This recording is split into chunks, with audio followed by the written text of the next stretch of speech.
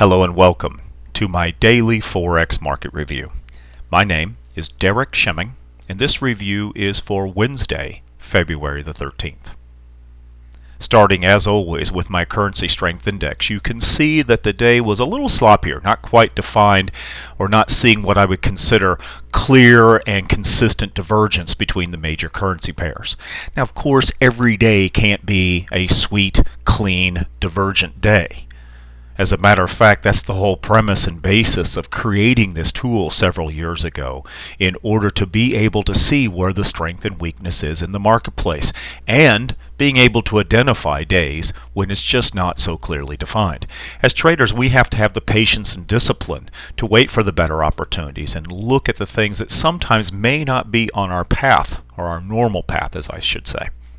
You can see that from the rollover period going into the Aussie and Tokyo markets, that the Aussie itself was the strongest single currency.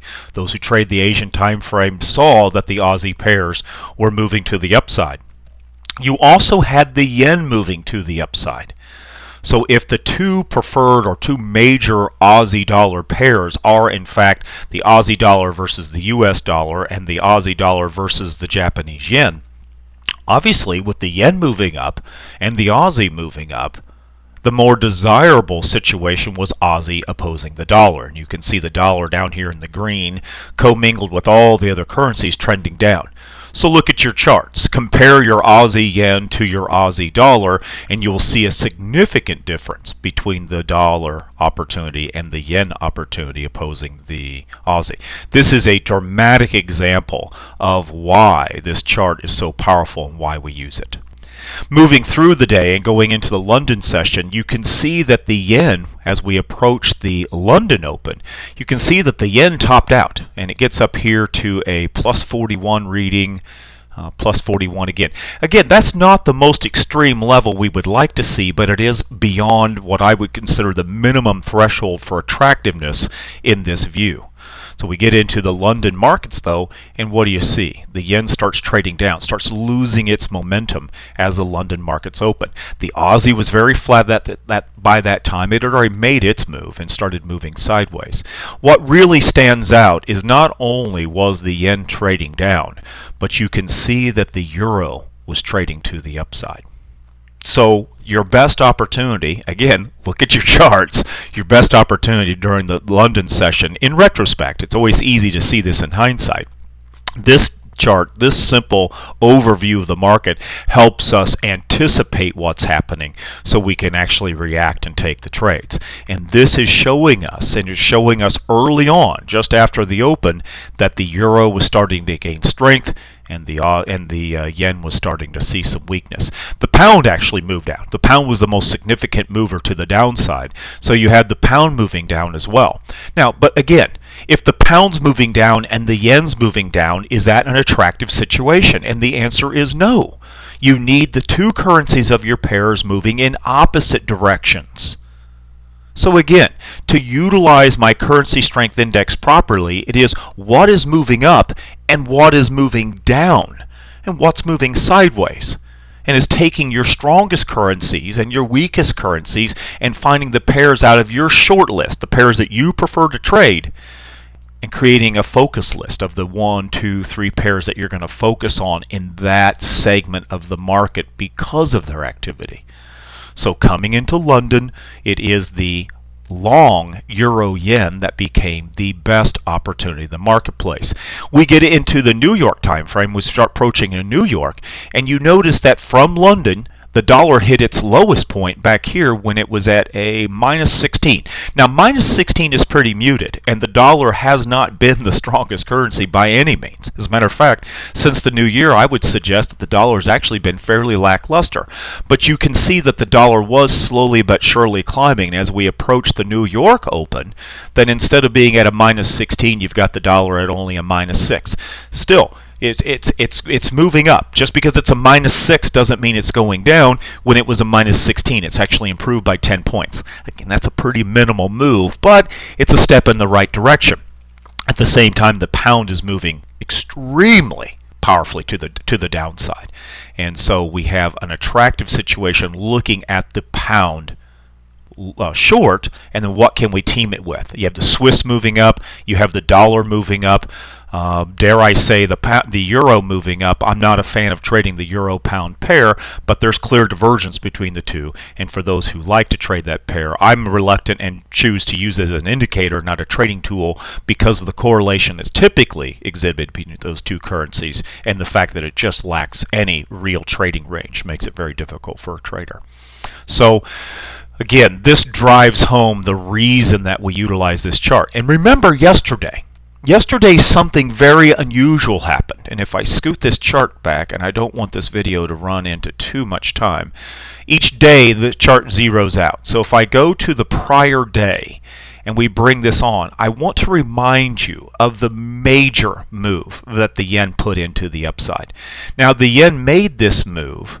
As it scoots back, the yen made this move after we saw all types of news reports out of the Bank of Japan, out of the United States, saying, oh, we're all very comfortable with the yen having weakness. We're all comfortable with what the yen is doing. And I say poppycock. This move here that took the yen, and this is a significant event in the marketplace. I alluded to this yesterday and pointed out to you the yen was at a 9, and within a very short period of time it's at a 91. This did not happen on the back of individual traders. This is a substantial government, central bank, or institutions. I don't even think it could be institutions. I'm going to suggest that a central bank like the US or the Bank of Japan has stepped in and said enough is enough. Why else would they report to us that they think it's okay for the yen to drop? That's just ridiculous to assume. There's not one multinational company headquartered in the United States that wants the yen to continue to drop. That's just crazy. And over the last 6 months, that's exactly what we've been seeing. So I think yesterday was a significant event, and it may spell the end to the continued decline in the value of the yen. Now, I may be wrong. I'm not sitting here trying to predict and tell you that the yen's only going up from here. That's not my job, and that's not your job either. And the problem is traders are so busy trying to predict and forecast what's happening in the marketplace that a lot of times you're too stubborn to actually recognize and notice what's really going on. Your job is to anticipate. Your job is to look at the possibilities, be prepared to act, and then act on it once you see it happening. Save predictions for analysts and the weatherman. I'm a trader. I have to consider what may happen, and then I'm going to trade based on it happening. Not my belief, not my hope, not my prayer, and not my stubborn attitude thinking it's got to happen. Nothing has to happen. Something's going to happen. As I say, they can't go sideways forever. They can't move up forever. They can't move down forever.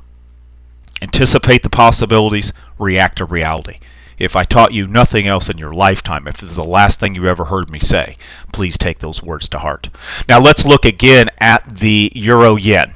The euro-yen is continuing to put on a significant event up here by being at the top of what I think is potentially maybe the end of this crazy rise, this above average rise that it's been seeing over the past 6 months, and 6 months plus now. Time flies. So we look at the trend line. You can see as I quickly put these markings up again, just as I did yesterday, you look at this and see how the trend line, what was the trend, we talked about this in prior videos, that it broke trend. It came below what was support. There's even support as it was breaking it. Remember, when we trade through support, typically it becomes resistance. We trade through resistance, typically it becomes support. Ideally it would. Well, what did it do? It became resistance up here.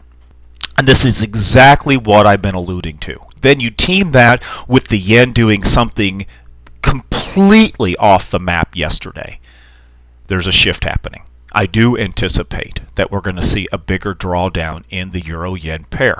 I'm anticipating and eager and very much welcoming it. But if it wants to go back over 126, it wants to keep trading higher, it wants to go back up to 127, by all means, I'll go long. I've been making long and short trades on the euro-yen all this week. To look at this in a little bit more detail, we can come over, and this is just looking at the last couple of days. Matter of fact, I could throw the pivots on here real quick so you can see the pivots, because the pivots and the figure have obviously been in play on this pair. So as we look at the pair today, and this is going back, I've got February 5th and 6th on here. Remember, this is the 127.70 move. This is that 1, 2, 3 topping pattern that it set.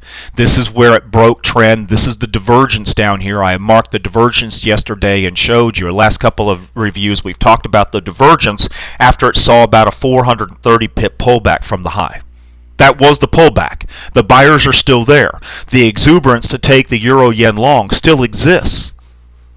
But yesterday really was a game changer. The sharp decline in the euro-yen pair yesterday in of 170 pips in 5 minutes to the downside on the euro-yen. I think the pound-yen was even a little bit more than that because of the divergence between the euro and the pound. I mean the yen and the pound. Something changed yesterday. Now again, I'm not predicting a free fall to the euro-yen pair. I'm anticipating its possibility. There's clearly its broken trend. Clearly it's in transition. Clearly it has been consolidating for multiple days now. Clearly it has been producing long and short opportunities and trading off the ranges of 127, 126, 125, 124, and then that low 123.50 range. So your high end's 127.70, your low end's 123.50, and the substantial, the figures and the pivots inside of there have been providing both support and resistance.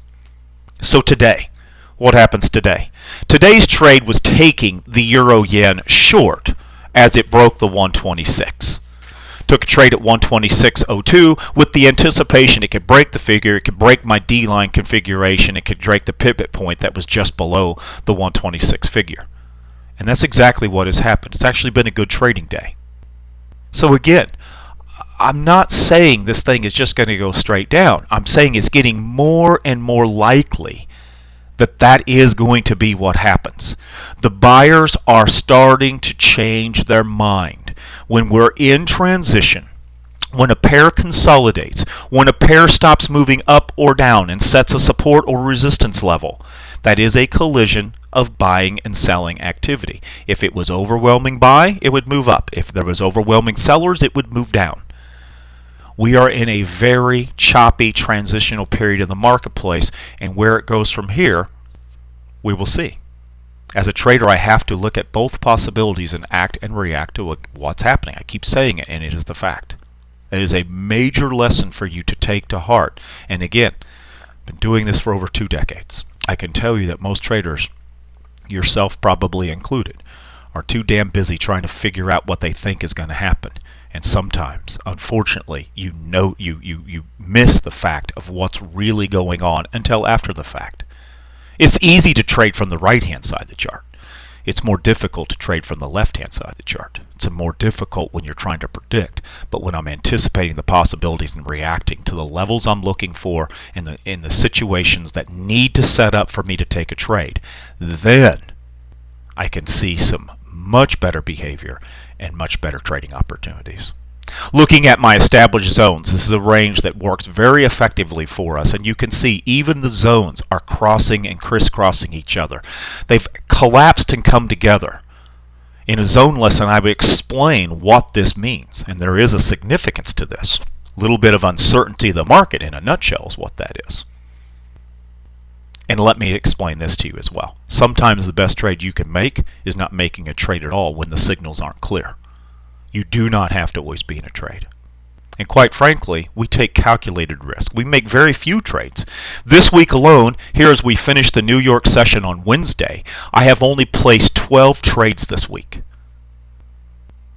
12 good decisions that have made me money. Of the 12, there was one losing trade. I'm not perfect at this. I'm better than average and very consistent, and my approach is proven. Proven doesn't mean flawless. Proven doesn't mean perfect. Proven means that on the balance of things, my approach works and makes me money. It can make you money too. You can come into our trade room, you can work with us, trade with us, learn from us, and even take trading classes. I make this offer on a daily basis. Send me an email to DerekSchimming@gmail.com. I don't have to spell it. It's at the bottom of this video. Give yourself the opportunity to see a real way of doing this from someone who's been a professional trader for over 2 decades, who has taught more people than you know. I like sharing the knowledge that I have and helping other traders arm themselves to approach the market in a more reasonable fashion. If being more consistent, if learning how to be more patient and disciplined, learning the difference between anticipation and prediction, and learning some simple proven strategies to help you do more and make more by arguably looking at less and taking less trades. If that interests you, you need to send me an email. Fill out our simple questionnaire and we'll have you in on the floor. Again, I hope these videos are informative. I hope you find some real benefit in hearing what I have to say and looking at the market. But you know what? These are in hindsight. I'm looking back at the day and reviewing it. Largely, in fact, this is for traders that are with me to review the day. But for those who aren't, you do have that opportunity. So take me up on it. DerekSchimming@gmail.com. As always, you guys have a great day trading.